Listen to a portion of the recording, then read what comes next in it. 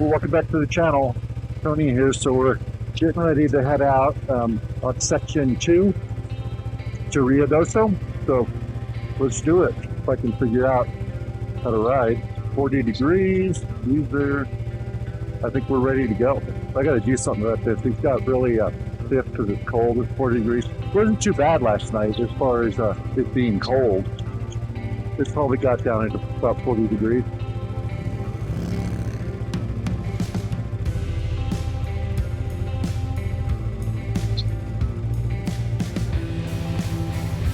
But first things first, we got to get going. Yeah, it's a brisk morning. I mean, it's 40 degrees out. I'm all heated up. I'm telling you, heated gear is the way to go because you bring minimal. I don't have any underlaying, just my compression, and I have my heated jacket, and that's it. And my jacket. No need to bring extra layers and stuff, but you got heat. Front tires reading 17 because it's cold, and the rear's 22. That one will heat up. This is beautiful. I'm gonna enjoy the ride today. Gotta get warmed up internally and on the bike. Had a good night's sleep. I'm going to bed early, so I went to bed probably around, gonna say 7:30, which would be 8:30 by normal times. But once it gets dark, I go to bed. It's like there's no point. So I woke up at around 2:30, so I still got a good 7 hours, and then I went back to sleep a couple times, and then got up as soon as it was light. I got up actually. I made coffee and all that stuff inside my tent, and dealt with all my cameras and my batteries and my gear and everything, so that all I had to do is just get out and pack up the bike and get things set. So I could have pushed on and camped there by myself if I wanted to. But my only concern is just like Cody, he had a dead battery the other morning. So that's all relative to your setup and what you have as far as like time on the battery and stuff. I'm due for a battery. I'm just, being cautious. But on these roads here, I'm in conserve mode, so I'm conserving my gas. It's just more convenient to have the Gaia. Oh, this is nice. Beautiful morning ride.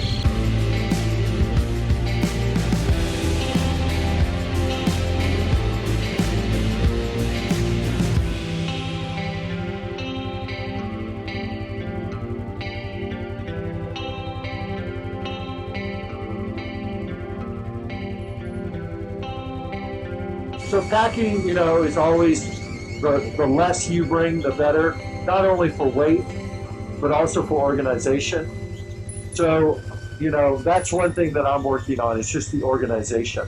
So if I know that in one pannier, I have just all my camping stuff. So it's everything I need for camping. If I have all my food, my cooking stuff, my tent, my sleeping bag, whatever. Right? And then on the other one, I have my personal stuff. I might have some other miscellaneous stuff, and so that you don't have to carry all this stuff on the bike. It's just in your panniers or your trailer or whatever, but minimal. And just, camera gear does complicate things because you have batteries and stuff. So I have like 9 ports on this bike for charging. But that doesn't mean that I can charge everything fast charge. It just means I can run power. I do have some, direct fast trouble. Let's just take a look. This is really beautiful. I mean, it's so green. We got cactus. You got these beautiful rocks. We got, it's just really nice. I mean, look at this view down here. Awesome. This is why I ride for this. I really want to do the Colorado BDR next, so I got to think about that one. The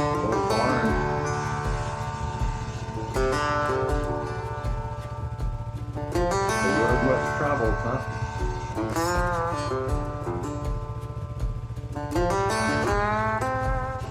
$66 degrees, 10 o'clock, beautiful day. Absolutely beautiful. Forest. Back in the forest.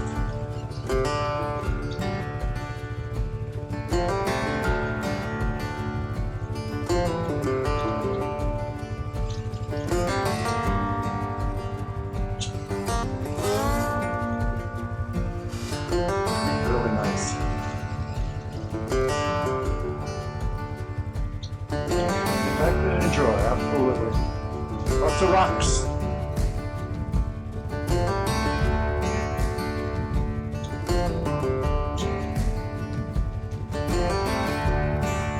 Lots of noises.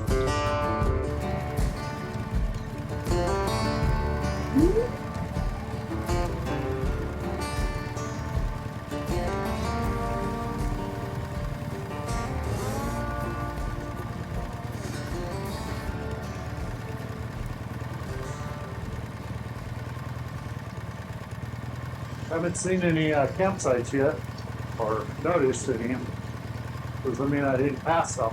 It's just a beautiful day. How better of a day could you have to go ride a BDR? So nasty when wet. Nasty when wet. The tiniest little chipmunk. Nice sharp turn coming up. Really gorgeous. Love the mix of rock and forest. Beautiful. I tell you, beautiful.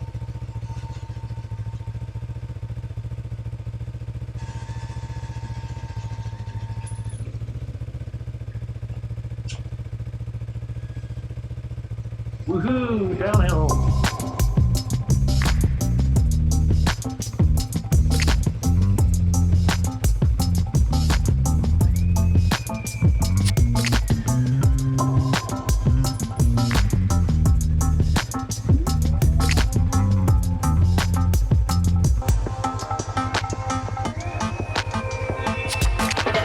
All the campsites over there.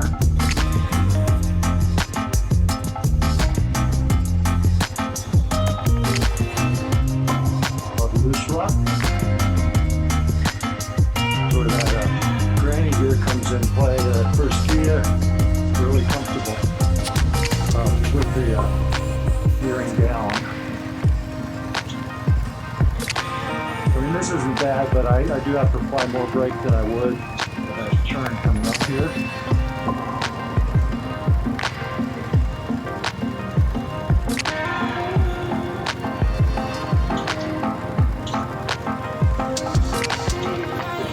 End up in the wreck, you gotta ride it.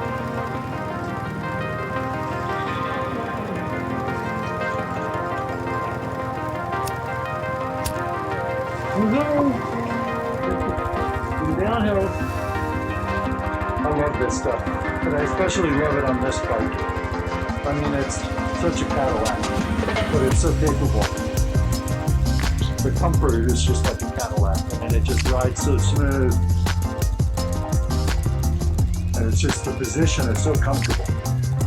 See someone else's tracks, single track, whether if Cody's been through here yet. If not, he'll be passing me up for sure. Really nice section.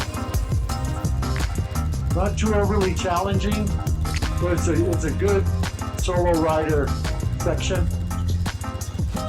When the conditions are like this, you know, they're not wet, washed out or anything like that. But I know there are some ruts here and there.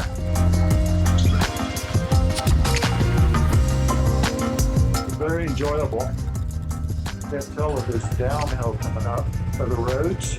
Then you'd be on track. One Red Bull, a monster.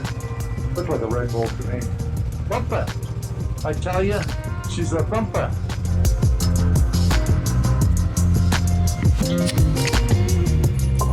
Hard thing is finding it. That's what's nice about having the hammock. So if you get to a spot where it's like you can't find any level ground anywhere, and believe me, it's uncomfortable to be on you know, not being in a flat area with your tent. So you could just, you know, put up the hammock and you're good to go. A few turns in it, but relatively straight. Just a relaxing, very relaxing, not intense, you know, ride, because it's, you know, you're training. You feel comfortable. I mean, actually, literally, any place could be a campsite if you had a hammock, because you just pull off the side of the road and put up your hammock. That's why I carry one. Never know. Slightly technical, just that you have to be on top of it. Don't let things get away from you. That's being conservative. You know, you can approach it a little bit harder, because you kind of, you know what you're coming into, because you can see it. It's the stuff you can't see is the stuff you really got to be ready for. So I'm pretty much just coasting down this still in gear, but just, you know, more freewheeling than not. Still have a lot of loose rock to deal with. And if you have to cross over, just cross over. Other campsites, potential. And they're not official campsites with the ring, but hey, come to a pinch. Okay, so we'll be taking a left coming out of this. This was fun. I mean, I know there'll be sections that'll be harder than this, so this is kind of coming this direction, you know, from the start. It kind of eases you into it. It doesn't just throw you into the fray, although it does, depending on what your nemesis is, it does throw you into some sand on the start, which you can go around that if you came in on Queens. But then the rest of it is pretty easy going. I mean, very non-technical. This is probably the most technical, and it's really not that bad. You just got to be, you know, on top of it. Really depends on what you want out of the ride. Me, I just want to cruise, enjoy it, enjoy the scenery, enjoy the, you know, the trail itself. I'll go to Hidden Falls and I can do all the jumps and all the fun stuff, but you know, here it's just like, okay, this is all new, all unknown, all adventure. I don't know why it shows that red sometimes. I mean, usually the red means you're off track, but I don't know. I know I got enough gas, so both navigations are showing to go this way. I know I do have it in track mode, so it traces, so it shows you where you've gone, so you're not backtracking. You turned around and end up going back the way you came, which happened to me a couple times earlier this year. You know, and also if you're comfortable taking this stuff seated, then do it.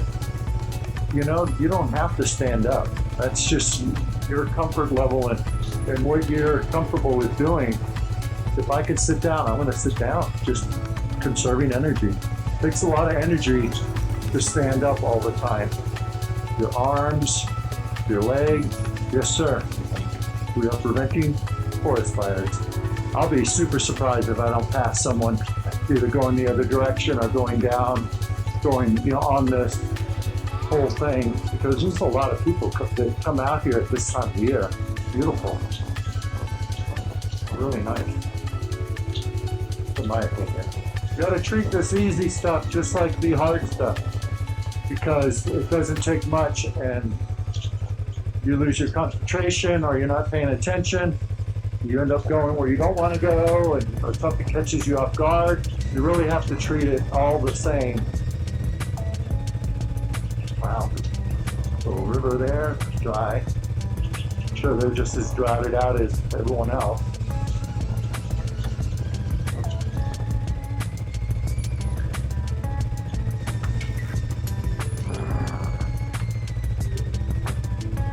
Dry river.